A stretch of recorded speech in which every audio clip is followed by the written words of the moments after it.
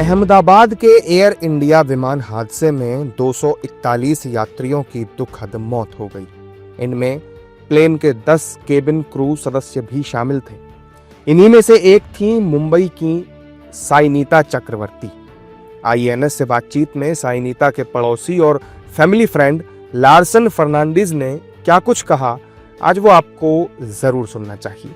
साइनीता एकदम क्वाइट लड़की थी जो एक्चुअली किससे ज़्यादा मिलजुल के बात नहीं करती थी। उसका सेलेक्टेड फ्रेंड्स है और वो ज़्यादा फोकस उसका पेरेंट्स के ऊपर देते थे। शी शुड टेक, को बोलते हैं ना कि घर पे एक लड़का होना ज़रूरी है। इनफैक्ट बीइंग अ गर्ल ये लड़का जैसा घर संभाल रही है और एकदम क्लोजली अटैच था मम्मी और डैडी का, एकदम वेरी क्लोज। साइनीता का जो मेरे को मालूम है वो अप्रॉक्सीमेटली 35 ईयर्स के आसपास है और वो 10 ईयर्स से है ये इंडस्ट्री, एविएशन इंडस्ट्री में। उसमें से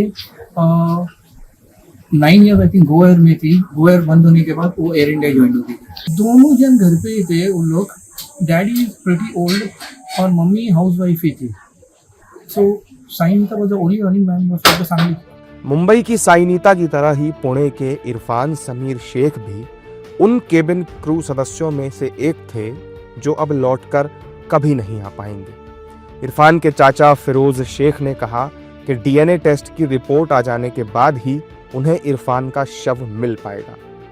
कल जैसे यहाँ पता चला हमको तो उसके मम्मी पापा और उसका बड़ा भाई कल शाम के फ्लाइट से अहमदाबाद के लिए रवाना हुए और वहाँ जाने के बाद ये कंफर्म हुआ कि उसका डेथ हो गया है।